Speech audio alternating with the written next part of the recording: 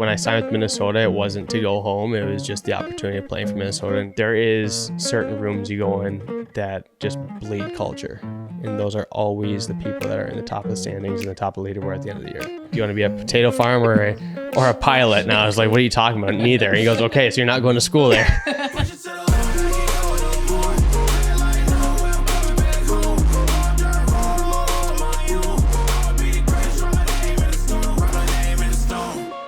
Today we've got a really special guest, Vinni Lettieri. Vinni was a hockey player at Minnetonka High School, played 2 seasons in the USHL, 4 years for the Golden Gophers, and you've been a pro hockey player since 2016, playing NHL and AHL. And most recently, breaking news, over the weekend, we hear that you get traded to Boston. And we prepared this whole podcast about your Minnesota journey. No, I'm just kidding. Yeah. But just to kick it off, how are you feeling right now for the trade announcement? Yeah, it was definitely I was shook a little bit, but I have some familiarity with Boston, and I was just there before Minnesota. So I mean, my wife and I are very excited to go back. It was obviously very special to play in Minnesota, and I want to thank everyone that was a part of that to make my dream come true. Playing as a hometown kid, but it's a business, and for me, when I signed with Minnesota, it wasn't to go home. It was just the opportunity of playing for Minnesota, and going home was a bonus. So, I mean, your career only lasts so long. So being able to go and play in different places, I think is very important too. So we're really excited, and we love Boston. Definitely. What do you love about Boston? Like, is it the people? Is the it North End? Yeah. The Italian food. No, it's there's so much passion with Boston fans, and the city is unbelievable, even with the Celtics too, and the Patriots, and their fan base is outrageous, and they're diehard fans. And when you play at the Garden, it is a very hard place to play in. So everything that Boston offers is just perfect for Hockey Town. Yeah, and they've been having some unbelievable seasons, so that'll be a great organization to get your feet back into. Yeah, we're really excited. Awesome. Well, we'll take a little bit of step back, kind of going back to your childhood. Obviously, you're a hockey player, but were there other sports that you played growing up, and who kind of influenced you throughout your sports journey and kind of how you got to where you are now? Yeah, I think hockey was always a given. I probably put on skates when I was 1 to 2 years old. My dad played hockey. My grandfather played hockey. My uncle played hockey. Everyone played hockey. My dad actually played in the World Cup and the Olympics for Team Canada in soccer, and then ended up coming home playing for the Strikers in the Kicks, Minnesota Kicks. So he wanted me to play soccer, I think, more than hockey. We both played hockey and soccer. Like, he helped me practice day in and day out. And I think deep down he wanted me to be a soccer player. But I kind of cut ties with that after my sophomore year of high school. But I also played golf. And then the day that I actually quit soccer, the next morning I got a phone call from Coach Nelson of the football team. He wanted me to come kick for him. So I was honestly I was like, no way. Like, I just finally wanted to focus on hockey, and now I get a call from the football coach. My dad told me, he's like, you pick up that phone right now, you're going to kick. And I'm like, all right, like I'll go kick. And honestly, it was such a fun experience, and Coach Nelson was so good to me, and that program was just so fun to play for. And I honestly just couldn't even keep it together. Like, every time I'd be on the sidelines, all my buddies were laughing at me, then just looking at me as I can't believe you're kicking right now. So I just kicked field goals for the high school for a year. And then my senior year, I went to the USHL, played.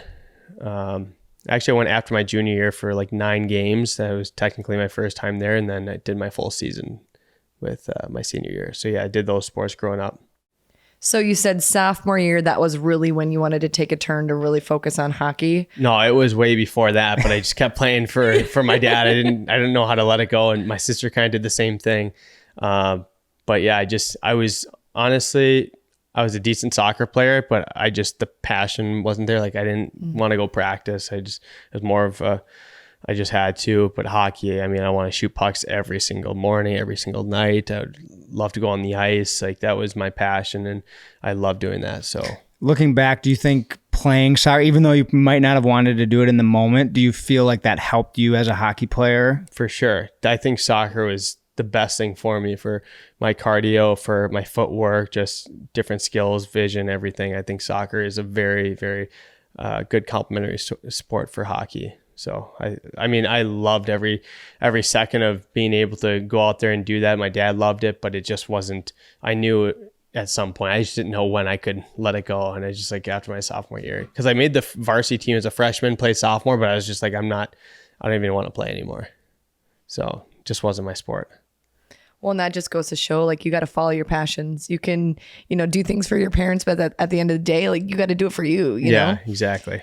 So going back to, you said you shot pucks every morning. When did that start? Because we're talking to our 6-year-old about that was probably when I was 2. I don't remember anything, but I mean, there's nothing I want to do more than shoot pucks. And I would be down there, and it honestly was a stress relief for me too. When I needed to get away, I'd honestly just go in the basement, and some days I would just be in there and I'd shoot a few pucks, but just hang out in there like by myself. But I mean, I would shoot hours and hours and hours of pucks. And then the days that I didn't want to, even getting up to high school and when I want to go hang out with my friends, it would be like a homework assignment at the end of the day. It'd be like, parents say, did you finish your schoolwork before you can go outside and play? It'd be like, did you finish shooting your pucks? And my dad would be like, okay, well, there's someone out there that's shooting pucks and is getting better than you. And it kind of draw a fire in me. And the days that I didn't want to go shoot pucks would be the days that I'd be in there the longest. It kind of always happens. The days that you don't want to work out, all of a sudden you find something in you and you have some of your best workouts. But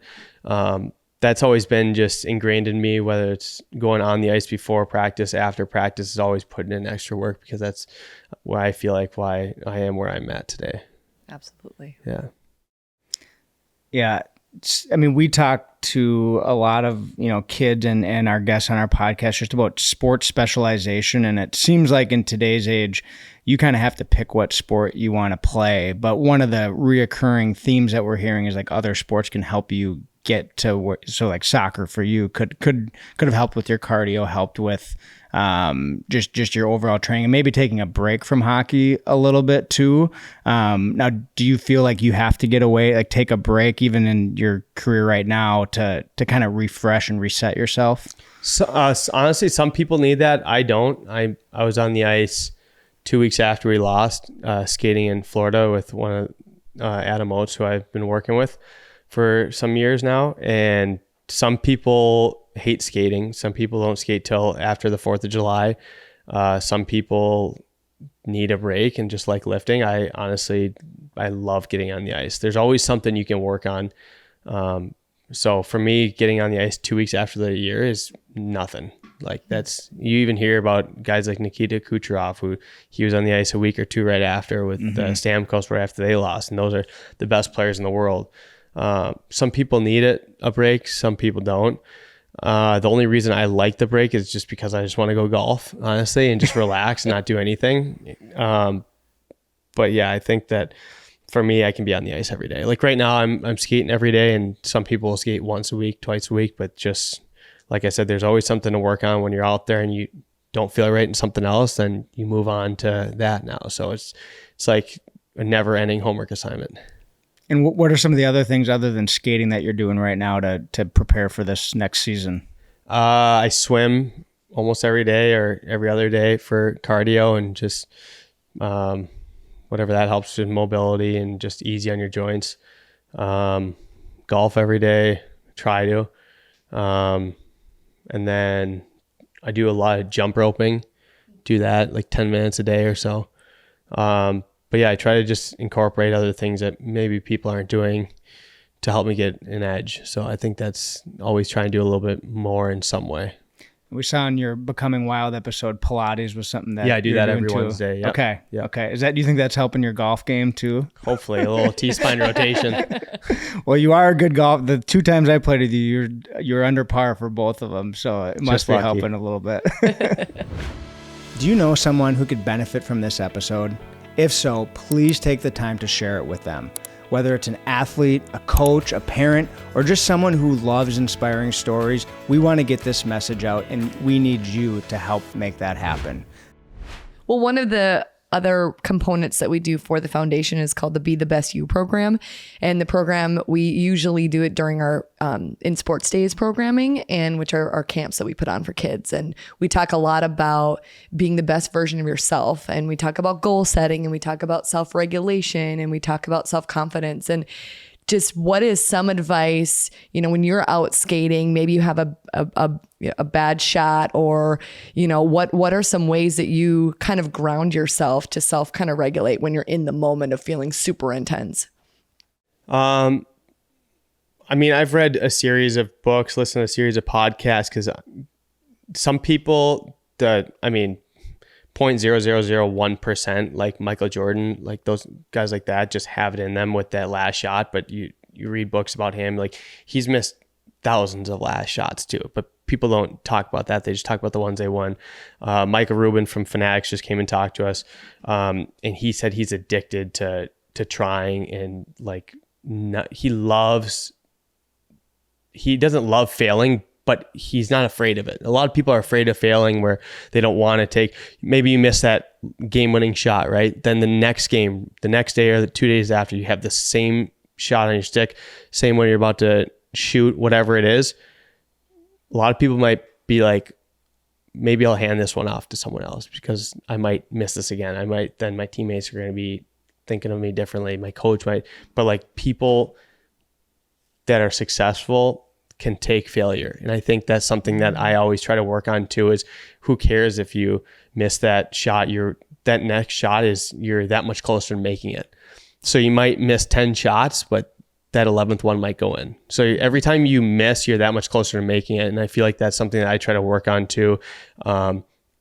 To get to your point, just trying to be successful, is you just can't be afraid of failing. And I think people out there, younger kids or whoever it is, if you can have that mindset and you just keep shooting regardless of you missing, then eventually they'll go in, and then you'll get more comfortable and more confident. And that's why people like Michael Rubin and others out there are so successful, because of how many times they failed. I think that the people that stay in their comfort zone don't reach their goals.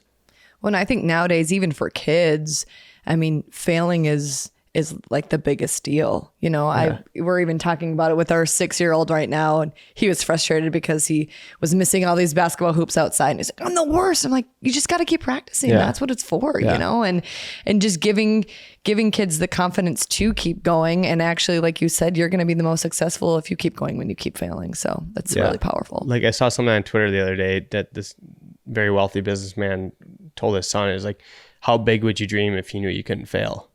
So it's like, that's actually a good point, because like people would have the most ridiculous goals that they've set themselves up for. But when you set yourselves up for the hardest things, then you're going to reach goals that you wouldn't even expect yourself to reach. So just having that mindset just to keep going and pushing yourself further and getting out of your comfort zone, I feel like it's something that's so big. And obviously in the world now, everything's scrutinized and everything's on social media. Everything's like, it's hard. It's like people are anxious. People are scared of failing, but at the end of the day, that's what makes you better. Yeah. So.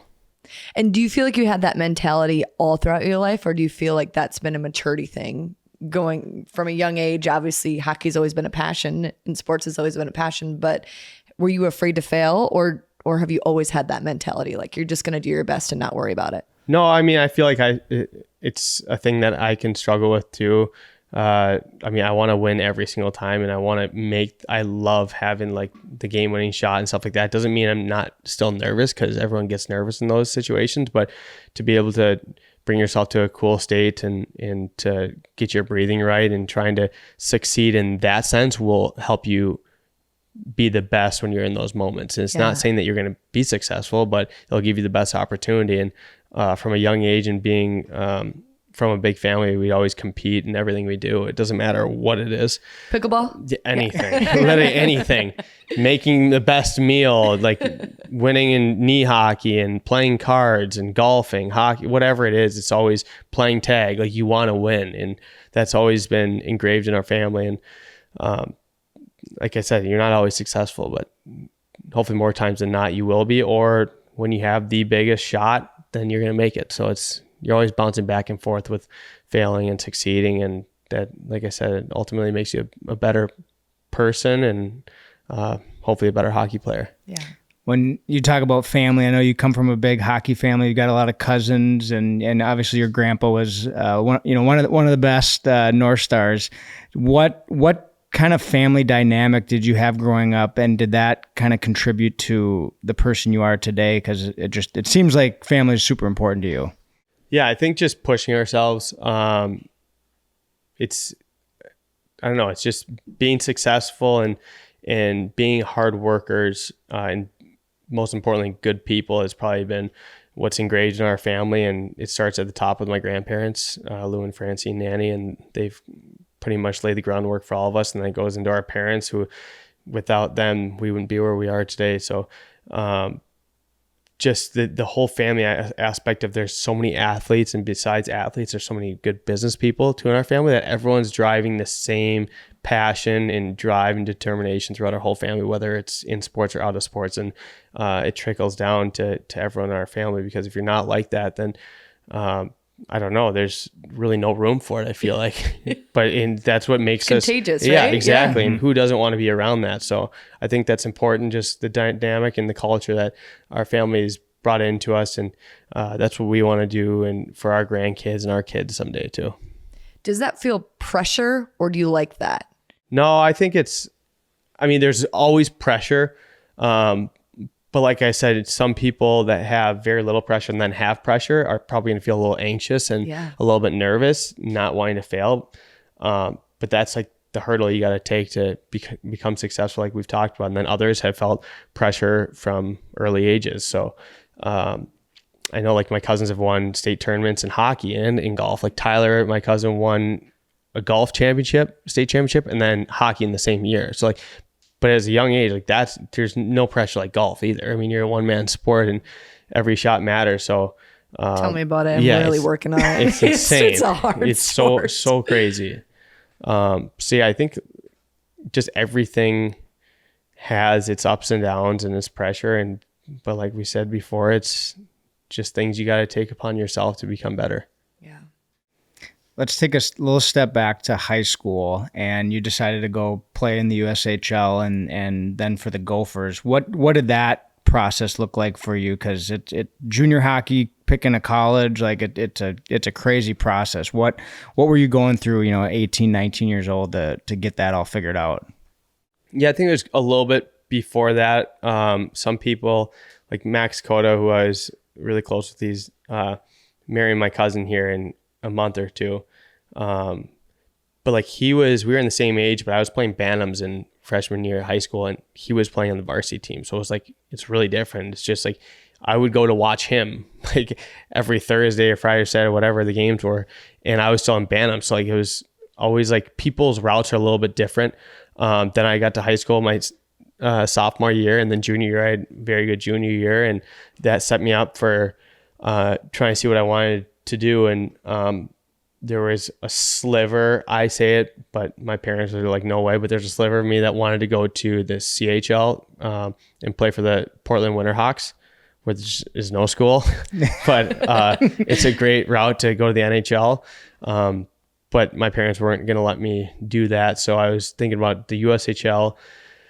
And then after my junior year, I just really wanted to go because I really wanted to be a true freshman. Looking back at it, it doesn't really matter. It's not a sprint, it's a marathon, and it doesn't matter how you get to the NHL when you get to the NHL. But I don't know if it's a pride thing or what, but I really wanted to be a true freshman. So I went my senior year, after my junior year for 9 to 10 games. I forgot what it was. And then I went full year senior year. But I just really wanted to be a Gopher as a freshman, a true freshman. But I was going back and forth between them and Nodak. And then that's when my grandpa stepped in and said, "You want to be a potato farmer or a pilot?" And I was like, "What are you talking about?" Neither. And he goes, "Okay, so you're not going to school there." So good. Yeah, I don't want to be either. yeah. So, so that's why I ended up choosing Minnesota. But going to the Ralph and seeing that as a high schooler, you're like, this is the coolest thing in the world. And you knew there was kind of like the CHL too. Is like, you don't care about school there either. I mean, you're going to go to a few classes here and there, and obviously you're going to get a degree, but you're there for hockey, and you see what the Ralph's like. And I actually have never played in the Ralph. Oh, the golf, you never? No, I never did. Really? Never did, because they were out of our conference when I went there.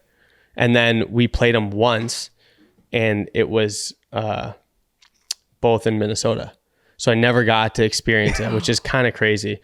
But yeah, so that's why I wanted to be a true freshman as a Gopher, and it was the best decision I made.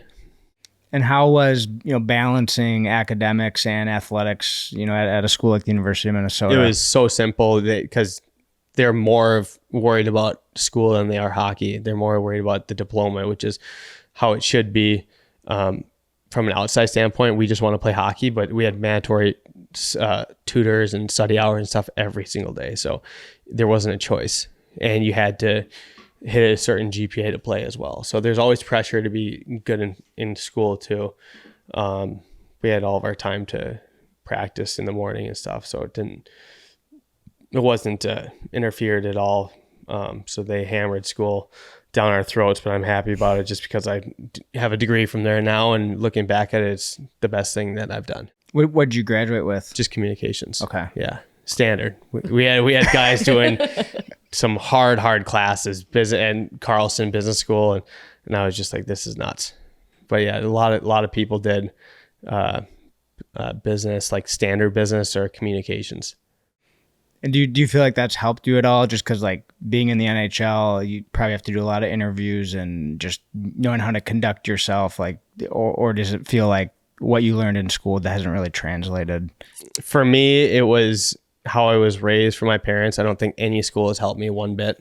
And I was a total memorize everything, and then after the class, when I walked out, I don't remember one thing I just learned. So it was like memorization is it was like I can remember anything for that test, and then after that it was like, I'm so relieved it's over. Okay, next test. And I forgot all the information, which is not good, but that's just how I did. But I learned how to become close to my teachers, and I learned how to go see them in after hours, not only so they could help me get A's, and because that's what they do. They show, when you show them that you care enough to get good grades, they'll obviously help you and give you pointers, and then they're the ones grading your tests. So obviously in their essays, so they're going to help you out. But I learned how to become close to my teachers and to get pointers from them so I could get A's, and that's what I did. And I think that's a very important lesson, just to become close to the people that you need to be close to, and but show that you care too, because I did. And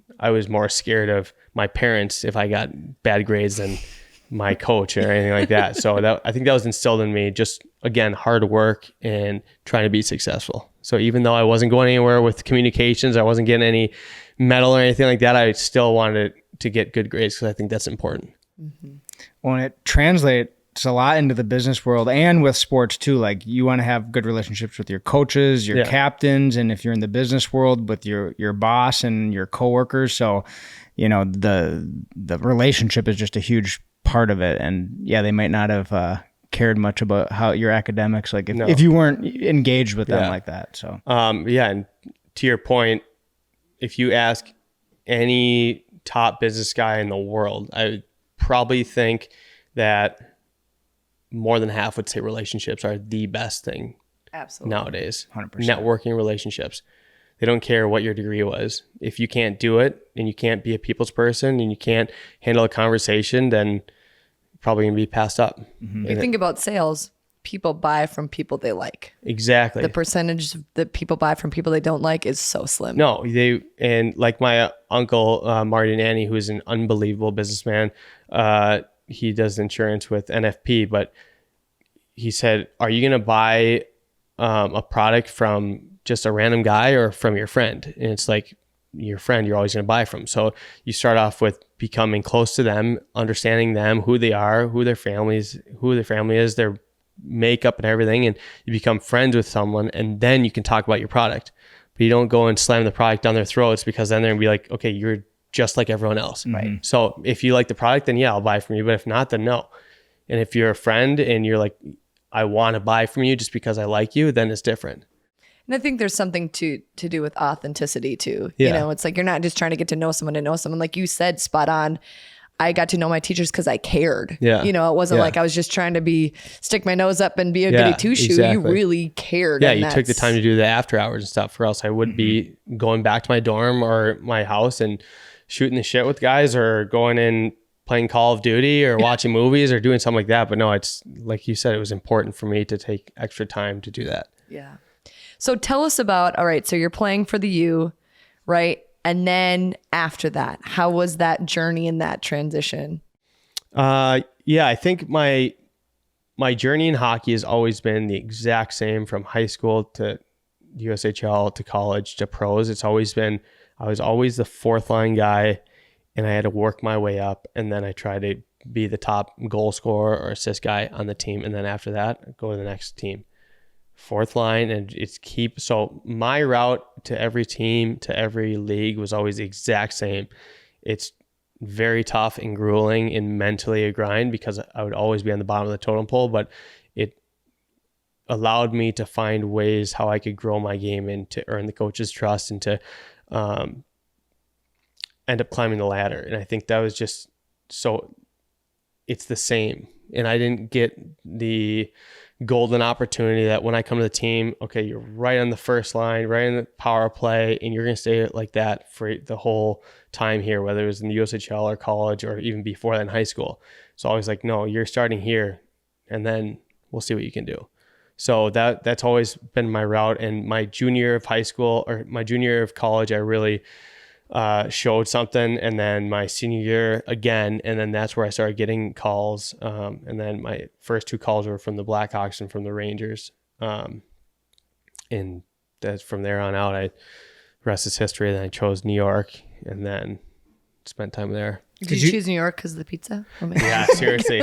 Honestly, it was so up my alley that Chicago. Weirdly enough, the Sioux was my first call. And the Blackhawks were my first call. So same logo, same thing. Yep. Right on. And I ended up choosing the Gophers in New York. New York was honestly right up my alley with the pace, the fans, the city being just, you make it there, you make it anywhere. Frank Sinatra, it's been just right up my alley from the get-go. It's like, it's literally like the lights were shining down when you said that the New York Rangers wanted to sign you. It was like, that is so cool. And, it was. Did you say yes right away? Did you go back, talk about it? What? No, I obviously had to take a step back and talk about it and figure out my options and stuff. But it was so much fun. And it was, I mean, playing in New York is one of the coolest things. What do you love? Like playing for the fans? What about playing in that? Madison Square Garden. That's it. Playing Madison Square Garden is the coolest thing ever. But like, even I was a fourth line guy there, and I'd walk up and down the street in New York, which is, there's millions of people, and there would always be someone that would recognize me. I was like, this is crazy. Like, I'm no one, like, and people still know just because they're that passionate about hockey there. And anytime you'd go away and play in Chicago, play in Vegas, play anywhere, New York would always have more or just as many fans as the away team. Wow. Every single warm-up, the whole entire lower bowl is blue for warm-ups. It's always, they have one of the best followings, and that's just who they are. That's crazy. Yeah. What would you say, what's been your favorite memory playing pro hockey, just, you know, since you started in 2016? I'm hoping to find one here soon. But no, it's honestly, for me, it's just getting to know new people is what hockey's about. The hockey world is so small, and everywhere you go, played in New York, played in Anaheim, played in Boston, Minnesota. Now I'm going back to Boston. Like, that doesn't bother me that I'm going to different teams. Some people might not like it. Some people like staying in one place. But for me, going to see new places and playing in front of fans and building new relationships with people is something that I love doing. But I'm just very, very, very fortunate to be in the places that I played. So to your point, my best memory, I'm not really sure. Hopefully a Stanley Cup someday, but just very fortunate to where I played and the people I've gotten to meet. When you've gotten to play on so many different teams and going back and forth between the AHL and the NHL, is there like a consistent theme that in like the locker room that sets like, oh, this team is really close knit, we do well on the ice, the locker room's, you know, vibing, versus like, oh, this team doesn't have as good of a, it might be a toxic atmosphere. Like, do you see those differences on different teams you've played, or has it been pretty consistent? You definitely see culture is everywhere in hockey. If you don't have culture, you're not winning. If you talk to any single team that's won the Stanley Cup, I guarantee they say that our room was so close and closer than anyone else's. It is hard with people getting traded and stuff, but you always weed out any bad individuals. So that's why when you go to any hockey team, you really will have, if you ask them if there's any bad guys on your team, be like, no, not really. Like, maybe there's guys that they don't hang out with, but there's not any bad guys, because that's the hockey culture itself is everyone's so tight and it's a team sport. So everywhere you go, if you want to win, you have to be close, no matter your differences or anything. Now, there's going to be some cliques. There's going to be some people that hang out with other people. It's not like all 25, 23 guys are hanging out with each other every single night. But there is certain rooms you go in that just bleed culture. And those are always the people that are in the top of the standings and the top of the leaderboard at the end of the year. Yeah. And once again, it just goes back to just sports in general, how it is a community. You're building relationships. I mean, you'll probably have these relationships for the rest of your life, right? Yeah. And I just think that is such a powerful message to everybody. Be kind, build relationships, having a good culture in anything you do, whether that's family, whether that's business, whether that's a sport. It's build meaningful relationships, and having a really strong culture will mend for success for the end of time, right? Yeah, and that's why hockey is so unique, is because basketball, there's only a couple stars on the team, and then everyone else are complementary players, but I can tell you they're not all hanging out together all the time. Football, there's too many guys, so there's no way you kind of hang in your positions or people hang at all. And I mean, baseball, I'm not really sure. There's a lot of good guys in baseball, but I know it's not the same culture as hockey. Like, there's messages into the group chat, where is everyone? Like, it's when people go out as a team, they want everyone out. They don't say, okay, those 4 guys can hang back, like, we'll just go us. It's you're usually hearing about it in the group chat. So when you don't go somewhere with the team, you kind of feel on edge, like, okay, I hope they don't put something in the group chat. I hope they don't know that I'm not there, kind of thing. So that's why hockey is so great, is just because it's a family aspect. So we hope that there are young kid listeners, maybe it's adults, maybe it's not, but if you were to give advice to a kid right now who is, maybe they are playing hockey or they're trying to get to be you someday, what advice would you give them? For me, is just putting in the extra work. When you think you've done enough, you probably haven't, because there's a million people out there that play hockey, and there's only a number of guys that play in the NHL. And everyone is good nowadays. If you see the little kids growing up, it's like, what the heck is going on? It's crazy. What we see at the rink now with our son, it's insane. So if you think you're doing enough, you probably aren't. You probably past the 20%, but then there's another 80% that are doing what you're doing. And then there's another 40% that, okay, I'll do a little bit more. Okay, but how do you exceed all those players? And that's putting in the extra work, taking care of yourself, sacrificing as a kid, which is the worst thing in the world, because you want to go on spring break. But I never had one spring break in my whole entire life, because I was always playing hockey on a different team, AAA team, whatever it was.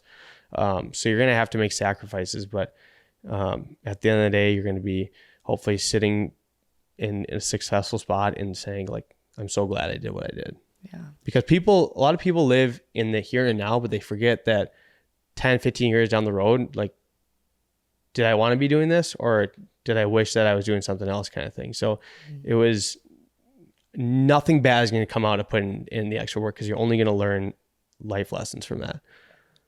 And I know you obviously have a close-knit family. How did you find that balance, right, of playing hockey all the time, practicing all the time, but also wanting to spend quality time with family and friends? Were you able to find that balance, or was hockey that sole focus and that's just what you did and you mended that into your life? Yeah, that's pretty much what I did. And my friends were my hockey players. And I had obviously, like, a lot of friends in high school that I'm just like, if I saw them down the street, I would love to say hi to them and stuff like that and hang out with them. But the guys who I hung out with and the guys who me the most to me are pretty much the hockey guys. And you have to surround yourselves with people that are going to push you to get better. If you're surrounding yourself with people that want to stay back and drag their feet and stuff, then most likely you're going to be a part of that. So you want to be a part of people that are going to push you. And that's always what I did. And my family could care less. If I didn't see them for 8 hours because I was shooting pucks and doing that, like they'd be happy. So, like I said before with my families, everyone drives to be successful, and everyone's successful in my family because they spend the extra time, they're determined, their work ethic is incredible. So to get better at golf, you're saying I need to go golf with really good people. Yeah, exactly. You must be golf with bad people. That's what it is. I'm just kidding. Hey, last time we went, that was the best I've ever seen you play. So actually, you never know because it's the hat. I'm superstitious. No hat. I'm not wearing a hat again next time I golf. No. Is your wife play at all? Yeah, she's learning. She's maybe her and I need to stick together. Yeah, exactly. Yeah, she loves it though. Well, if there was one thing that you would do if you could like help improve youth hockey, like what would be that thing that you think would make a huge difference, just to grow the game, grow the sport of hockey? I guess there's like when I think of myself now, I'm learning the most. I'm not learning. I'm working on the most basic things. So 29 years old, I'm going for my 8th year pro, and I'm still working on picking up rims every day. Nikita Kucherov, who's one of the best players in the game, he came out with something in, I think they wrote in The Athletic, but he takes about 150 rims a day. And think of that, like you learn that as a kid, but you don't want to do that. Like you just want to go shoot pucks and score goals and skate 100 miles an hour. But the people that are the best in the world are working on the most basic things. So I feel like if you're a kid working right now, it's probably going to be the stuff that you don't want to work on is what you're always going to come back to. It's the most basic things. Passing, like the difference between NHL players passing and anyone else is insane. Like you put your stick out in the slot or anywhere, neutral zone, defensive zone, it's always hitting your stick. Any other leagues, it might be just a little bit behind you, a little bit in front of you. You're still probably going to catch it, but it's going to make yourself that much slower to make the next play. So like that, thinking in the game, the passing, shooting, picking up rims, the most basic things are probably the best things for kids to work on, even though they don't want to. Hey listeners, we want to take a quick moment to tell you about the InSports Foundation. At InSports, we believe every kid deserves to play sports, regardless of their financial situation. Our mission is to provide free camps, scholarships, and team sponsorships to reduce the cost of sports and get more kids in the game. Through sports, kids can learn valuable life lessons, stay active, and maintain their mental well-being. To support our mission and help give more kids a chance to play sports, visit insportsfoundation.org and consider making a donation today. Together, we can make a lasting impact. It's just like the golf swing. Like if your golf swing's going bad, like you go back to the fundamentals like grip, stance. What about putting? No one can putt. Right. And that's the most important part of the game. That's what you learned, putting all the way back to the driver. But think about the percentage in the PGA of putting. Like no one can putt. There's only a few people in the world that are good at putting. So it's the most basic things are the hardest things. But everyone wants to go to the driver. Everyone wants to go score goals and stuff like that. But what about passing, taking rims, making the next play and stuff like that? So yeah, it's all the basics. Definitely. And that's such a good lesson for business, for life. It's like back to the basics. Don't make things too complicated, and you're probably going to be successful if you just work on those things. Yeah, exactly. It was interesting. We were just listening to another sports podcast, and they talked a lot about at a young age, parents are throwing kids in all these teams, all these traveling teams. They're 6 years old and all these traveling teams. Is like at the end of the day, if you're throwing them into all these teams, they're just going to continue to get bad habits. They're not working on those fundamental skills where they should actually probably be at home working on those fundamental skills, because in a game, maybe you get to shoot the puck 5 times. But if you're at home practicing, you can probably shoot it 100 times. Mm-hmm. So just going back to, once again, the fundamentals, the basics, keeping kids. And it's hard too, because I feel like kids' attention spans are so out there. So they want to do it for a little bit and then go do something else, So trying to keep them hyper focused is all chill. Who's the guy on Twitter? It's not Patrick Harrington, is it? It was who was it? Golfer. Yeah, the golfer and his son. Did you hear? Like, do you see that whole thing on Twitter?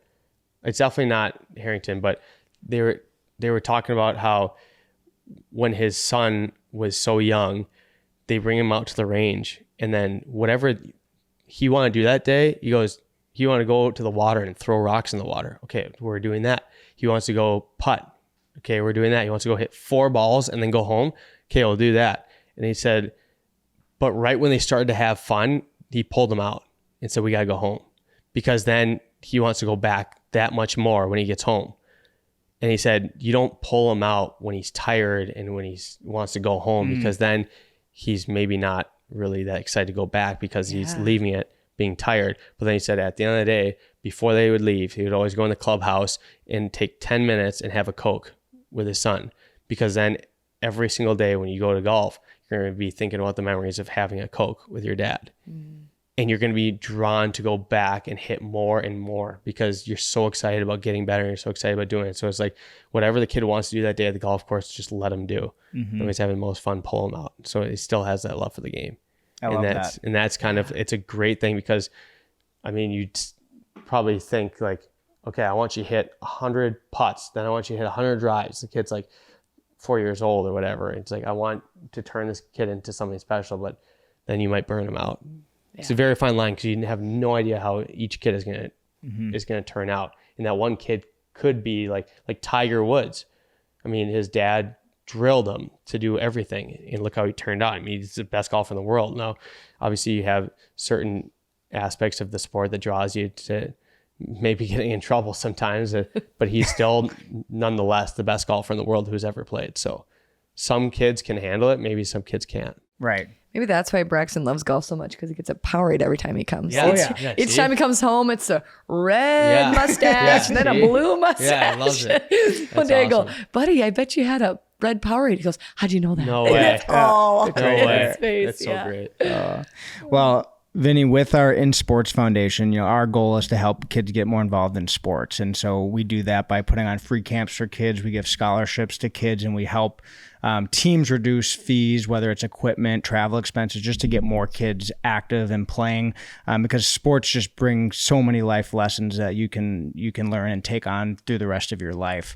Also, we're promoting kids to be active, because that's just such good for your body, such good for your mental awareness. But what we would love to do with you, if you're up for it, is we want to give $1,095, because 95 is going to be your number in Boston, right? I think so. I think so. Well, we can play with that number, but we want to be able to take that money and use it for something that you'd be passionate about, to giving back to youth hockey, whether it's help putting on a camp for kids or giving a scholarship to kids. But we'd love to collaborate with you to be able to grow the game of hockey and give back to the community if you're up for it. Yeah, and I think that's awesome what you guys are doing too, because sports are super expensive, and not every kid has like the opportunity to do what like a lot of kids get to do. Like it's amazing how expensive it is. And we, like, as a kid growing up too, you don't even think about it. You just want to say, I just want another stick, I want another pair of skates, but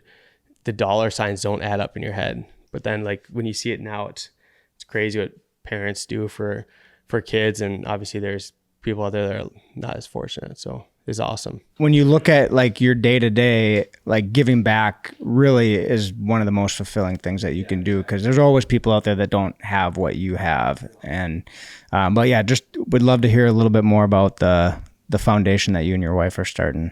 Yeah, it's just a fund that my wife and I started through Children's Masonic Hospital, and just money that gets put into having events and parties for the kids, putting toys on their toy cart, food opportunities, and just creates different things in the lobby that the kids get to forget about why they're there or what they have for a second, get to go out and have fun and do things like as simple as us going out and golfing. Like, you don't know how lucky we are to do that, but you're slamming your club on the grass because you got a bogey or something. But you don't realize like how good we have it. And then these kids are stuck in the hospital for weeks, months, years, whole life, whatever it is. And with just a fund that gives money for things that the kids want to do or the kids get. And like I said, I'm very fortunate to know you guys and have you guys be running your foundation too, and how important that is to giving time. And you never know who you're helping and how much you're helping. So anything goes a long way, and you really can't put a price on that.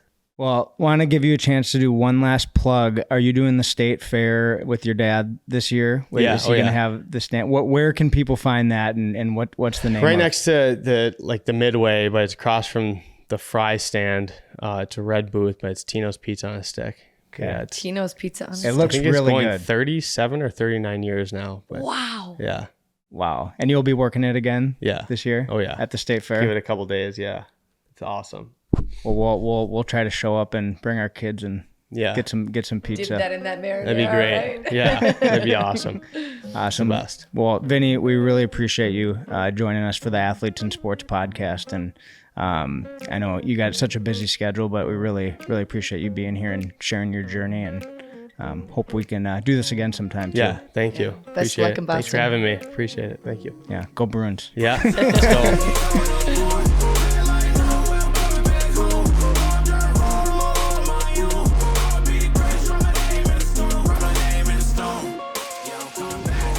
Thank you so much for tuning in to the Athletes in Sports podcast.